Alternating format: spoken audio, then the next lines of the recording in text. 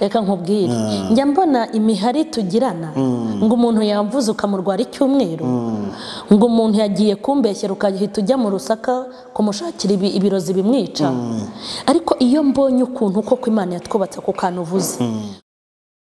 Ni mama Charlene rero tugiye kuganira, ni Mukeshimana yemeye gita azwi ku izina rya mama Charlene. Ntabwo ari ngombwa ko yirirwa yivuga kuko ari we mu rugo n'ubura abantu bakurikira ishene yawe baba gukurikira, ariko wenda ko hari wabukoze subscribe ejo hatambutse hita kumenyeraho nyine bikagenda neza cyane. Yes, mama Charlene turimo twinjira cyangwa turi ubu ngubu twinjiye mu gihe cyo kwibuka genocide yakorewe abatutsi mu mwaka wa 1994.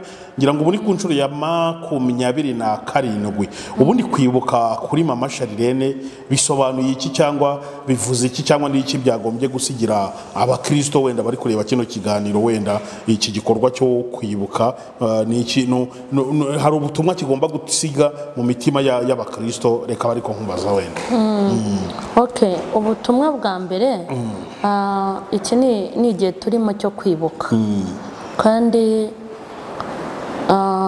nimba tuvuze ngo turimo kwibuka genocide yakorewe abatutsi muri 94, ni ikivuga ko ari ibihe bifite abo bikomerera cyane cyane abo yakozeho bikabagiraho ingaruka.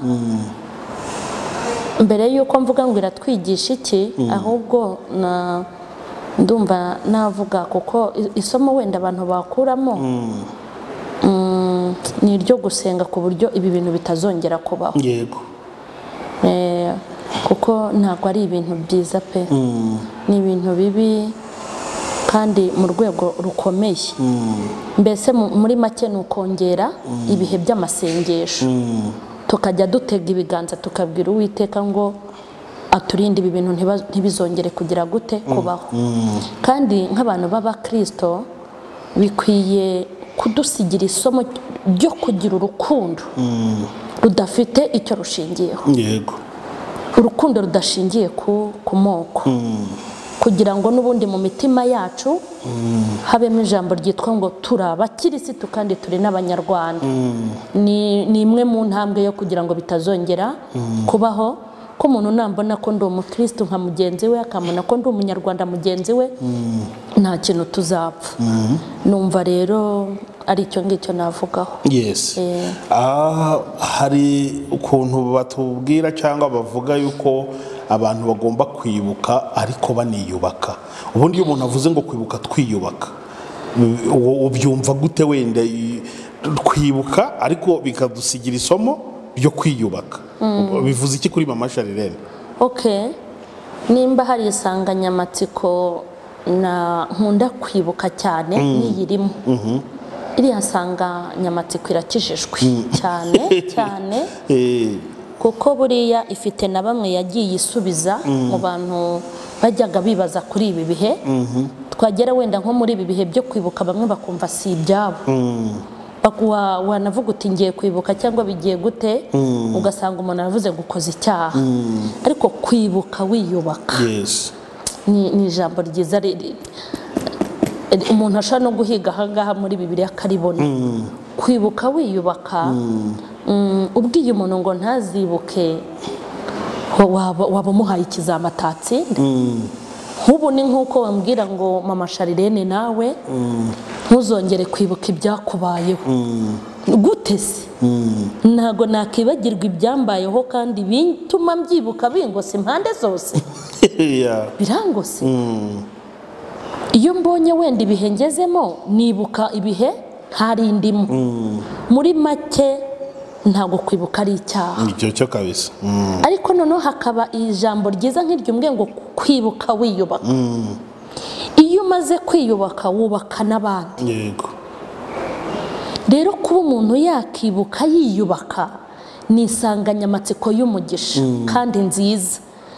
Bivuze ngo nunibuka wenda reka mbari ngewe witangaho urugero, nimba nibukitse amateka y'ibyo nanyuzemo, ngerageze kwiyubaka. Kandi nimara kwiyubaka ndi bwubake n'abandi. Biba bishatse kuvuga ngo wiheranwa n'ibyabaye, ubuzima burakomeza haracyari ibyiringiro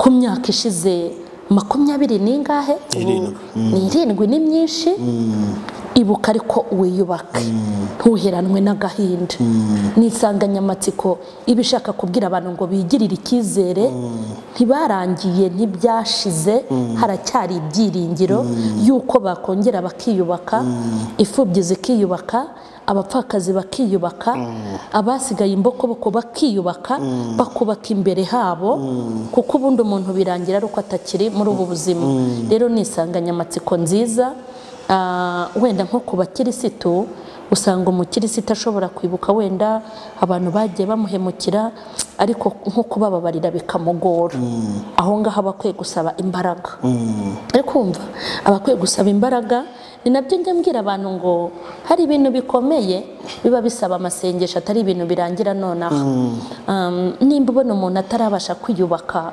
ukaba ubona yaraheranywe n'amateka kubera ibintu byinshi byamwitsindagiyeho ari byinshi mufashe kwiyubaka wimutoteza wimutuka wimubwira ngo iki n'urugendo rurerure utahita ugenda ngo ururangize nonaha aka kanya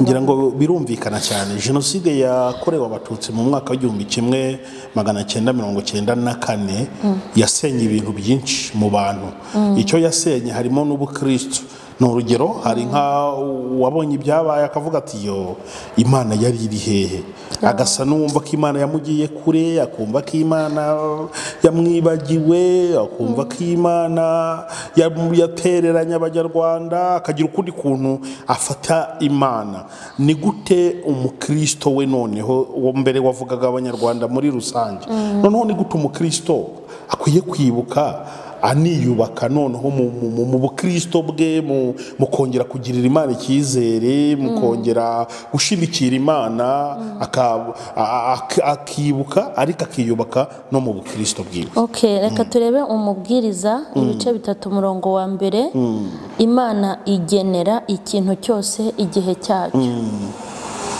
ibice 3 umurongo wa mbere ikintu cyose kigenerwa igihe cyacyo n'icyagambiriwe munsi y'ijuru cyose gifite umwanya wacyo yego reka ndisubiremo imana igenera ikintu cyose igihe cyacyo ikintu cyose kigenerwa igihe cyacyo n'icyagambiriwe munsi y'ijuru cyose gifite umwanya wacyo yego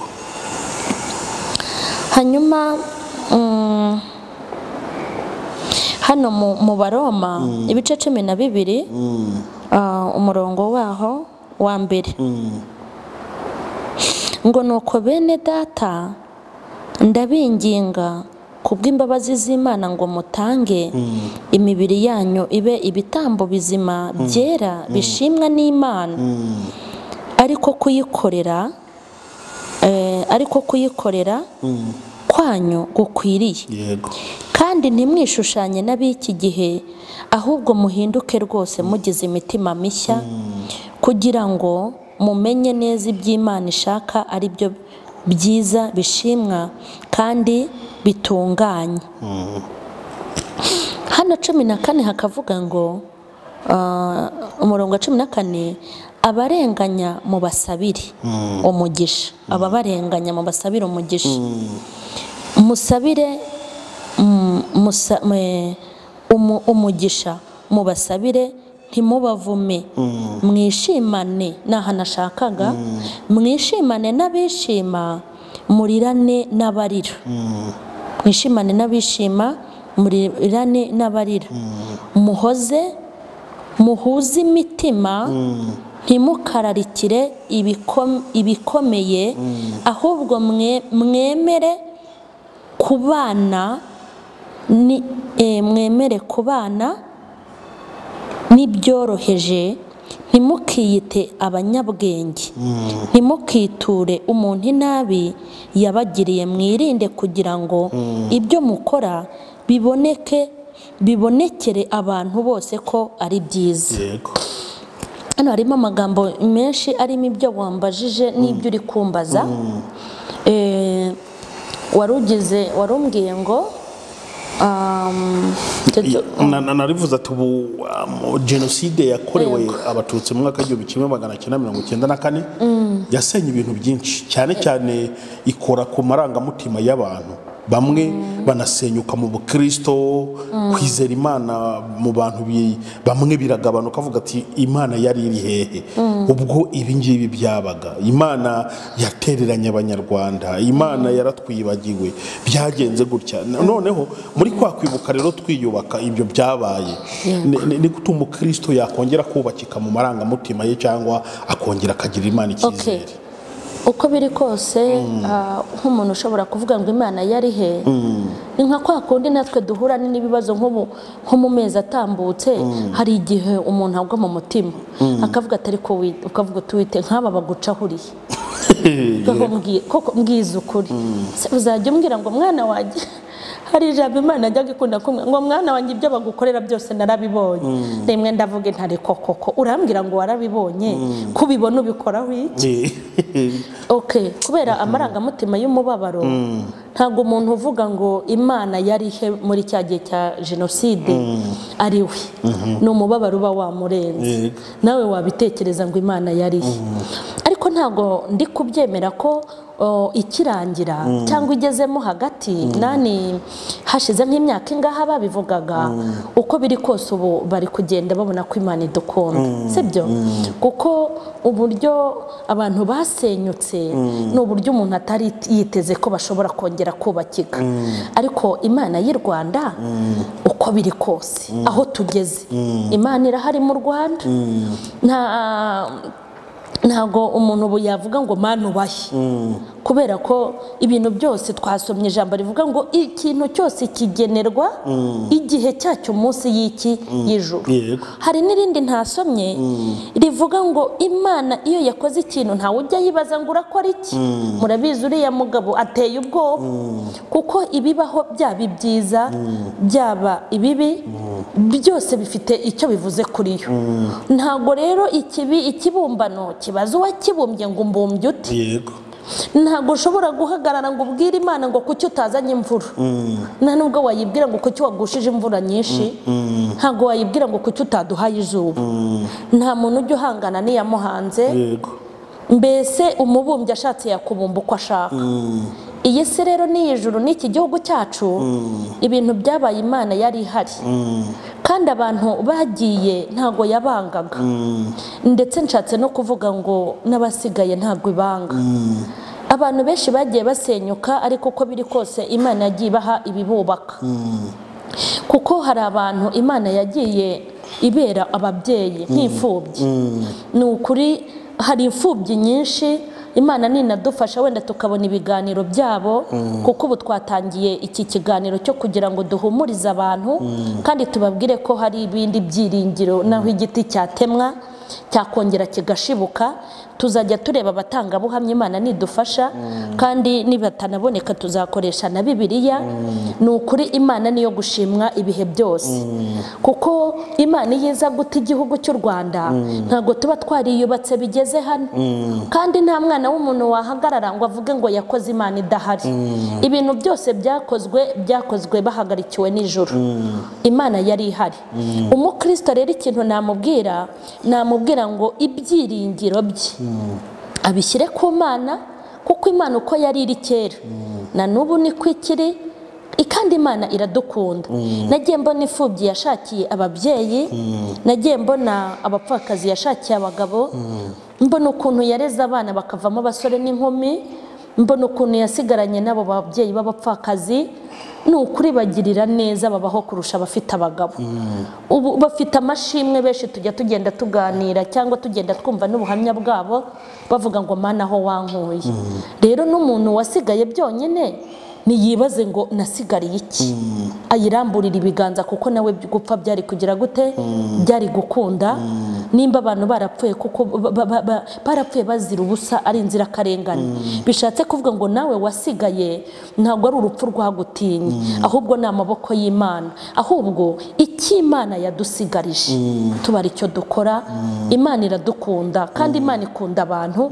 No muri biriya bihe Imana yari ihari nyine, niryo nakubwiraga ngo ntawe wibaza wabibaza ngo bigenza gute. Abantu biyubake kuko Imana irahari kandi bafite ibimenyetso birenze kimwe. Imana yaratwubatse, erega ntabwo Imana izafata umwiko ngo izo yubaka ama etaje, izakoresha abayobozi b'igihugu cyacu. N'uyu mutekano mubona dufite tubishimira Imana, ariko dushima Imana uko biri kose. Nta muntu wavuga ngo Imana yari iri hehe, ngo nuba bakibivuga. Ahantu tugeze harashimishije.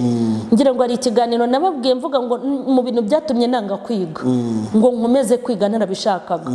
Harimo n'ikindi kintu ngiye narebaga abantu bize nari imbazi bamwe bo muri famiye, ndeba ukuntu bapfuye. Hari abasore b'abana beza, none mbona n'ukuntu nyine abantu bapfuye. Mu kuri kose ndavuga intu n'uwize yayapfushije ubusa, kuko amashuri ntacyo ateze kumara.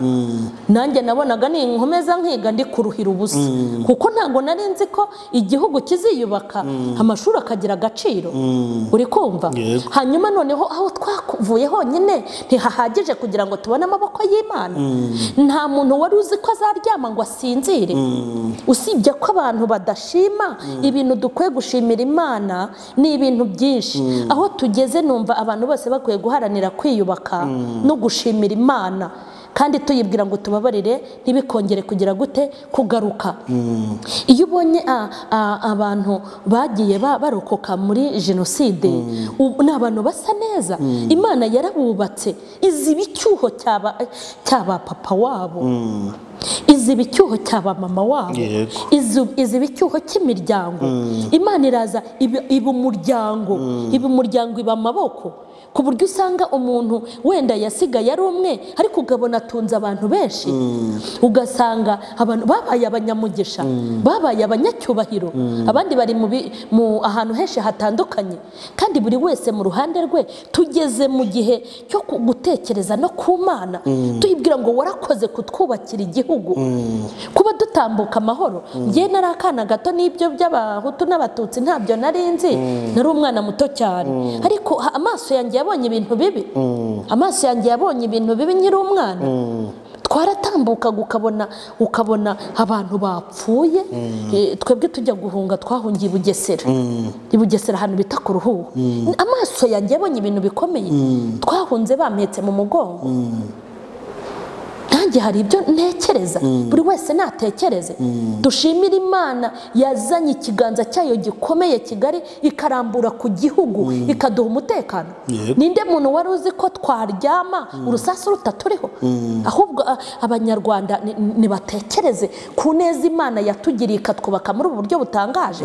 Ngewe mbona ibintu Imana yagombaga gukorera igihugu cyacu yarabikoze, kandi n'ibisigaye izagira gute izabikora. Uratambuka mu muhanda, ubu umuntu ashobora kuza gutura ahantu ahaheruka kera akahayoberwa.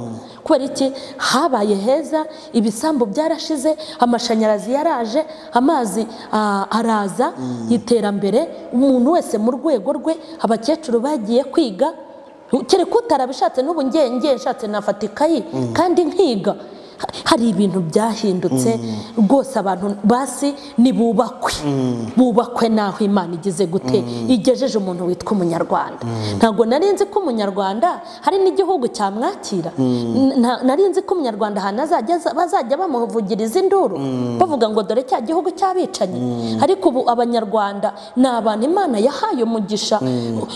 Ahantu hose wakandagira ukumva ngo uri umunyarwanda. Uko biri kose hari ibintu bikomeye bidasanzwe babonye ku gihugu. Ibi bintu byose Imana ibiriki irabiyoboye.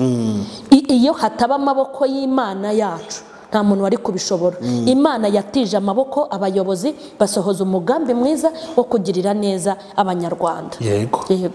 Wow, ngira ngo birumvikana cyane.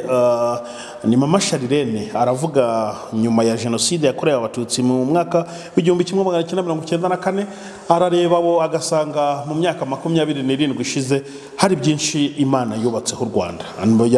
Yazanye abanyarwanda, hari n'icy'ubumwe n'ubwiyunge nacyo ntabwo twakibagirwa. Kuba abantu biciwe babana n'ababiciye, kuba ubundi abanyarwanda batuje, duhurira mu nsengero, duhurira mu isoko, tugira gute, mu by'ukuri nacyo ni igitangaza Imana yashyizemo ukuboko kwayo umuntu atabasha kwirengagiza mama Charlene. Reka nkubwire njya mbona imihari tugirana ngo umuntu yavuze ukamurwara icyumweru ngo umuntu yagiye kumbeshyera ukahita ujya mu Rusaka kumushakira ibirozi bimwica ariko iyo mbonye ukuntu koko Imana yatwubatse ku kantu uvuze ukabona ukuntu umuhutu n'umututsi siko babivuga Yego. ukuntu babanye n'ufite amoko ayafite mu mutima kumwe nyine umuntu aba yarananiwe kureka akayoga kakanywa akihishe ni rwo rugero mbihamo ariko muri rusange tuvomera hamwe duhahira hamwe dukorera hamwe ni ikintu gikomeye hari ikintu najyaga ntekereza nkiri umwana nk'abana nyine ariko ntago najyaga mbyemera ko mbyumva ko ijambo ngo umuhutu n'umututsi bazongera kubana n'ukuri ni ibintu bikomeye ubundi se byakunda nimba umuntu yanga kugusengerera ukamurwara ngo sinzamwinjirira iwe mu rugo ariko noneho umuntu arakwiciye abana be barasiga baraho mugasabana amaboko y'Imana twarayabonye byose byakozwe n'Imana rero ibyasenyutse shitani yasenye ariko Imana yasannye abantu irabubaka kandi ntago turangiye iracyasana iracyubaka n'ibindi rwose yes ngira ngo ni ibintu byiza cyane mama Charlene ni irihe jambo ry'ihumure wabwira abantu bari mu gihe cyo kwibuka jenoside yakorewe abatutsi mu mwaka w'1994 ubu turi ku nshuro ya 27 cyane hari ijambo ry'ihumure ushobora kubwira abayirokotse bari mu bihe bikomeye n'ibihe bitaboroheye hari ihumure wabahereza ntabwo ari muhumuriza bonyine ndashaka no kugira n'abandi inama wenda ihumure ryanjye rishobora kutamugeraho uko bikwiriye ariko hari nabo ndi bwitumire twasomye ijambo hano mu Baroma ibice 12 ku murongo waho nimba ari wa 2 gwera ku murongo wa 2 kumanuka twasomye ijambo rivuga ngo mwishimane n'abishima kandi mujye mubabarana n'abababaje nimba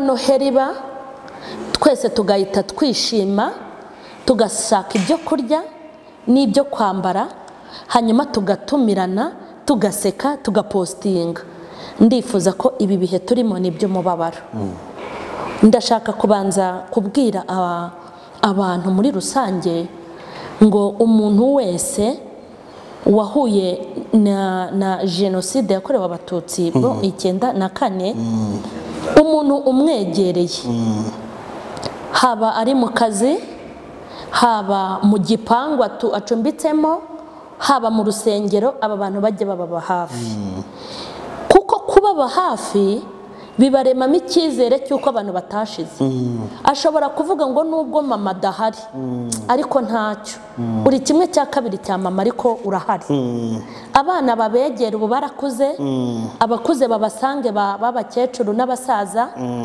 babahe ihumure ntibabababaze kandi ntibabakomeretse hari ikintu abantu birengagiza kandi kizabarimbuza kikabajyana ikuzimu ijambo rivuga ngo kwishimana n'abishimye hanyuma ukababarana n'abababaye ni ijambo abantu benshi badaha agaciro nimba umuntu ari mu bihe by'umubabaro wimukina ku mubyimba kuko utazi igihe umubabaro wawe uzazira kuko nimba hari ikintu nabonye umubabaro ntutinya umuntu nkuko umunezero kwinjirira utawuhamagaye ni nako umubabaro gutungura utawukinguriye ibi bihe rero bafasha abantu bababe hafi haba mu buryo bwo kubegera kubabwira amagambo meza haba mu buryo bwo kubatera inkunga mu buzima bwo kubaho babafashe muri ubwo buryo bwose bushoboka ikintu cyose cyatuma umuntu yishima ubundi rega iyo umuntu ababaye ukamufasha kuva mu mubabaro uri umuntu ubukomeye uba waje mu kimbo cy'Imana